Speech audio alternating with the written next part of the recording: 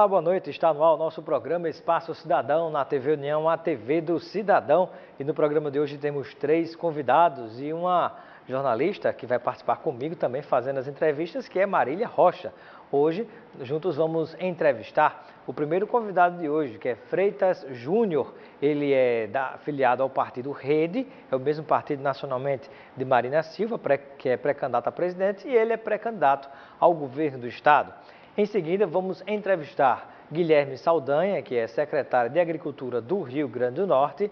E ainda no programa de hoje, vamos conversar com o Roberto Serquis. Ele é presidente do Sindirecicla. Sindirecicla é o Sindicato da Indústria de Reciclagem do estado do Rio Grande do Norte. Uma entrevista muito interessante para você compreender como é que está esta área de reciclagem, né? Que apesar de reciclar ainda tão pouco, tem aí um espaço gigante para crescer e mesmo assim já traz um grande benefício para o nosso meio ambiente, como também para a nossa economia, gerando emprego e renda. São os temas de hoje do nosso programa Espaço Cidadão na TV União, a TV do Cidadão. Lembrando que você pode sempre assistir mais uma vez, acompanhar essa entrevista, acessando o nosso site, nosso blog da Política e Cidadania, www.robsoncidadão.com.br. Seja também nosso seguidor e nossa seguidora no Instagram, @RobsonCidadão.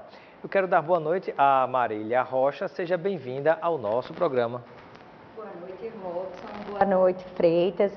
Boa noite a você, telespectador, que vai acompanhar hoje esse debate, né? Aqui sobre um pouco de política, um pouco de gestão e aí o que está acontecendo no nosso estado, no Espaço Cidadão.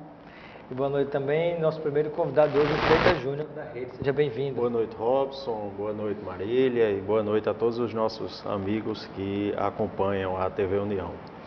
Freitas, vamos iniciar a nossa entrevista conversando sobre a avaliação que você faz do resultado que teve na última eleição, onde disputou a Prefeitura de Natal. E pós esse resultado, como é que você avalia hoje a gestão municipal de Natal?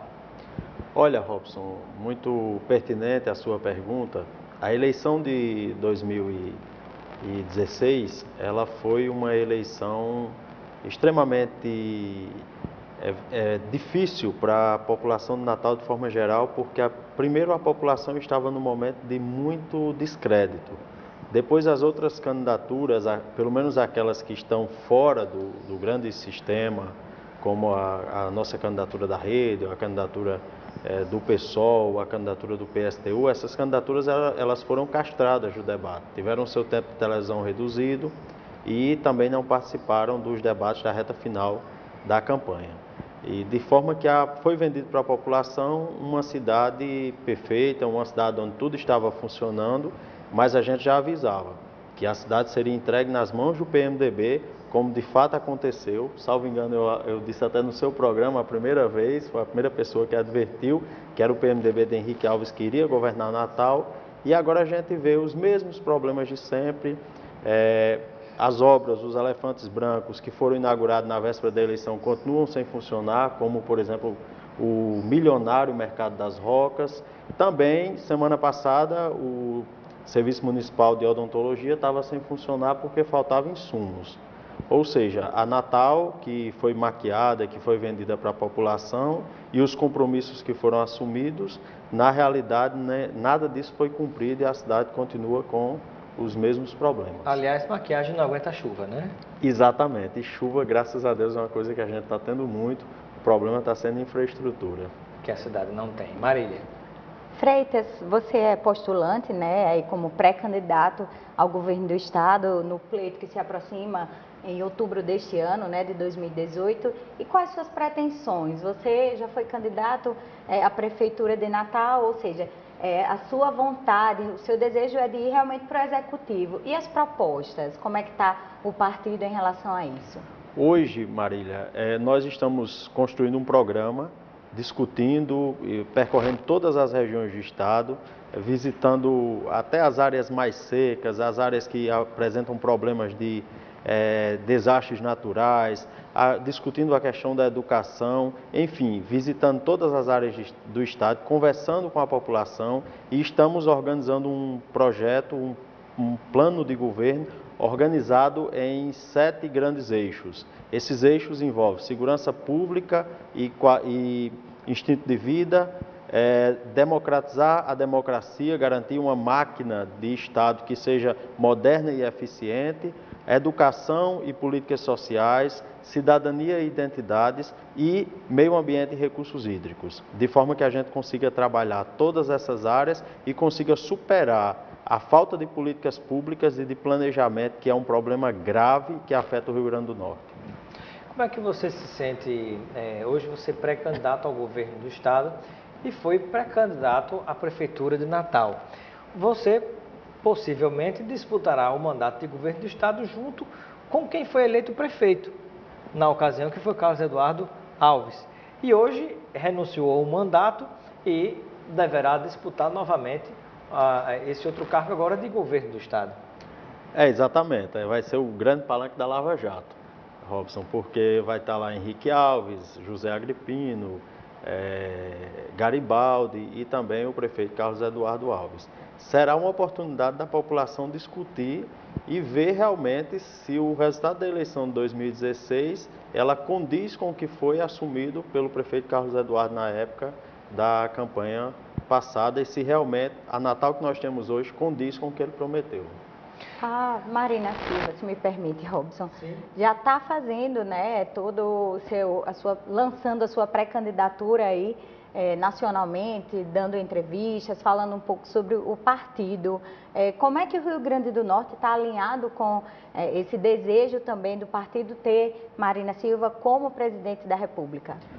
Olha, Marina está aí, inclusive nas pesquisas, aparecendo empatada tecnicamente no primeiro lugar, sendo uma voz lúcida no momento onde as pessoas estão pensando com o fígado, estão encolerizadas. Estão acirrados. Exatamente. Se está discutindo política como time de futebol, né, ninguém para pensar, discutir um projeto de unificar o país, e Marina está se propondo ser essa pessoa, até mesmo porque aquilo que tratam nela como defeito é, na realidade, a virtude, que é ser equilibrada, moderada, para conversar, mas não é aquela moderação que dá lugar somente à especulação, ao capital, mas é aquela moderação também com sensibilidade social, com entendimento do valor das instituições democráticas.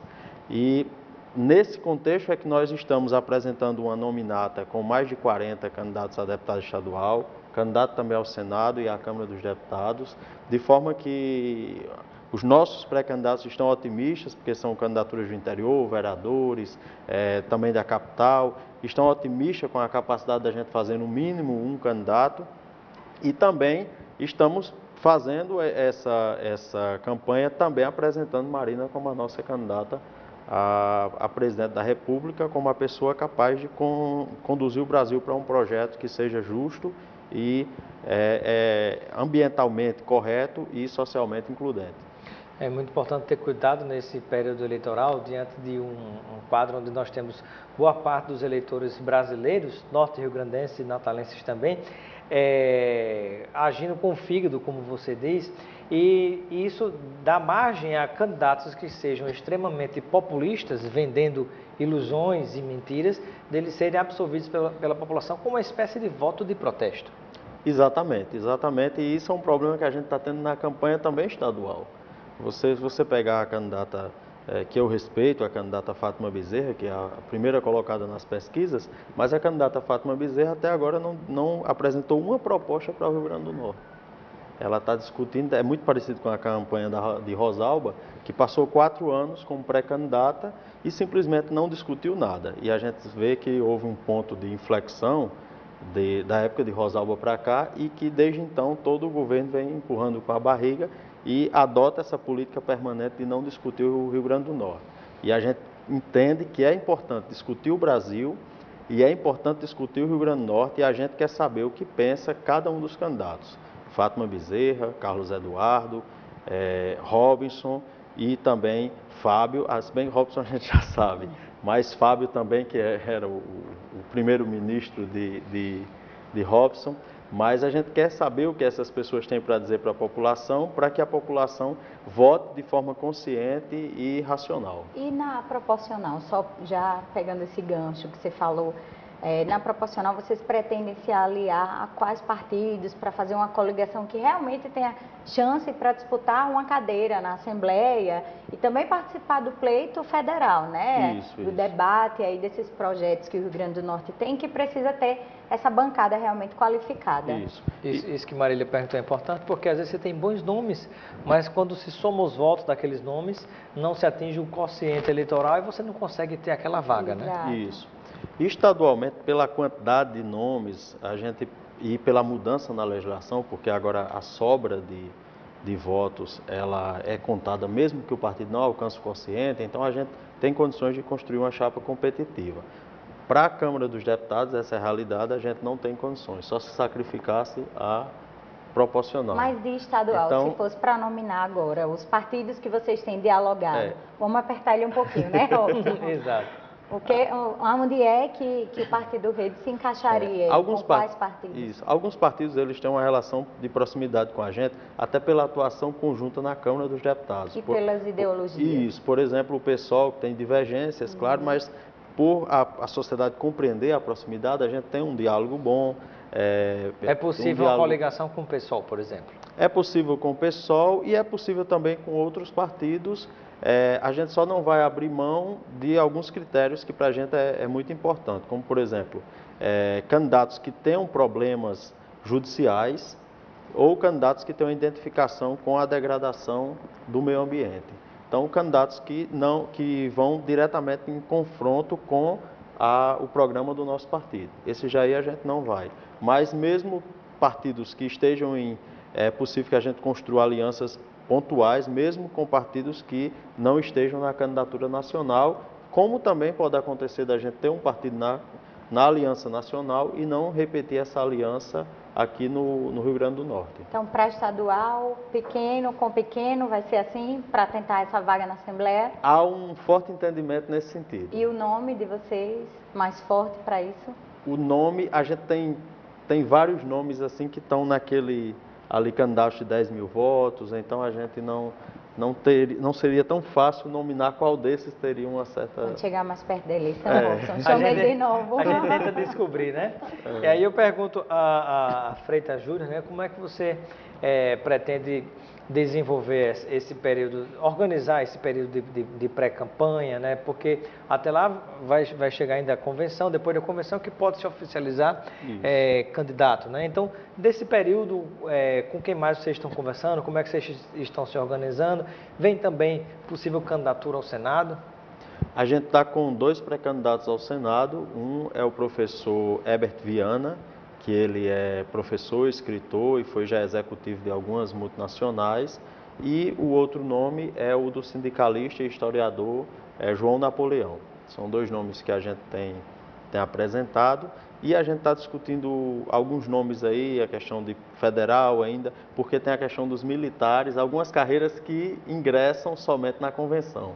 Então, a gente tem ainda esses nomes que, por não serem filiados...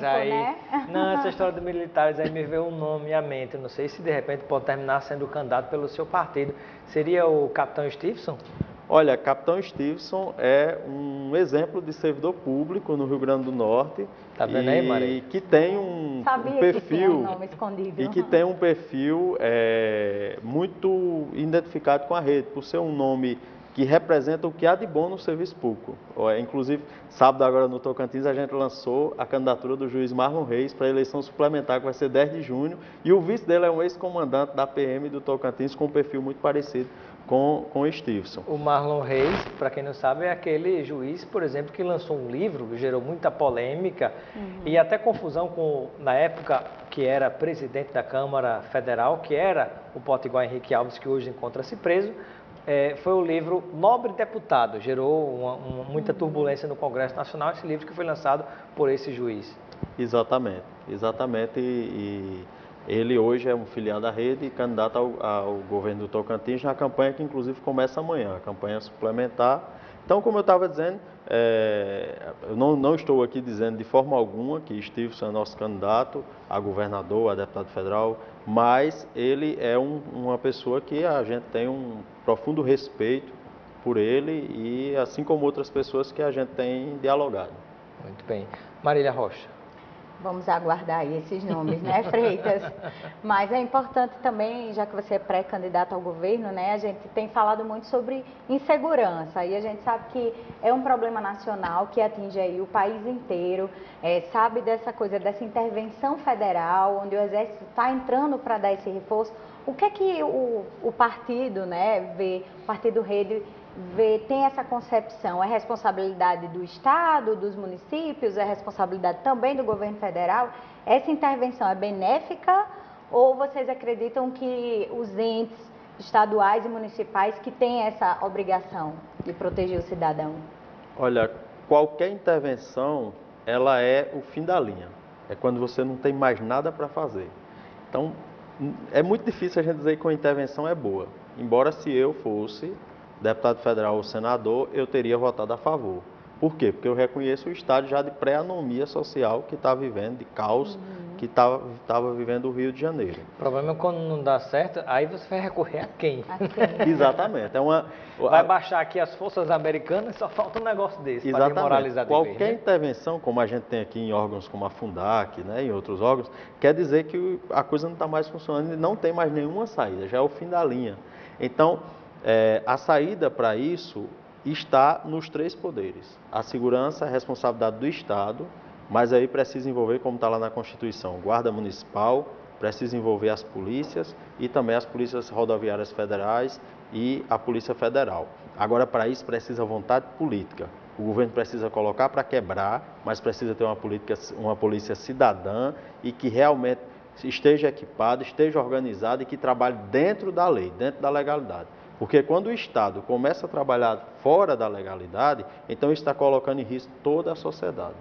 Então, o que falta, a gente tem estudos brilhantes, tem grandes trabalhos, desde a Conferência Nacional de Saúde, de Segurança Pública, que foi feito ainda, inclusive no primeiro governo do PT, foi feito um trabalho extraordinário, mas de lá para cá não foi colocado nada em prática. E hoje o que é que a gente tem? Uma superpopulação carcerária de mais de 500 mil de presos e lá de dentro lá é a universidade do crime e é de lá que se controla todo o crime organizado. Então o problema é que passa por trabalho ostensivo, mas a polícia, antes de tudo, tem que trabalhar com inteligência e tem que ter uma administração carcerária, penitenciária eficaz. Infelizmente, durante quase todo o período do governo da ex-presidente Dilma Rousseff, utilizou-se recursos do Fundo Penitenciário Nacional para fazer superávit primário, né? E os presídios ficaram nessa situação.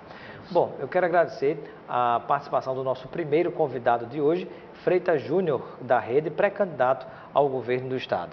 Eu que agradeço a vocês, aos telespectadores, por acompanhar e também por esse espaço democrático que tem nos concedido. Sempre aberto. Daqui a pouquinho, depois do intervalo, voltaremos, Marília e eu, conversando, entrevistando o secretário de Agricultura do Rio Grande do Norte, Guilherme Saldanha. E, na sequência, vamos entrevistar Roberto Serquis, presidente do Sindrecicla, Sindicato da Indústria de Reciclagem do Estado do Rio Grande do Norte, crescendo, gerando emprego e renda e protegendo o nosso meio ambiente. Até lá!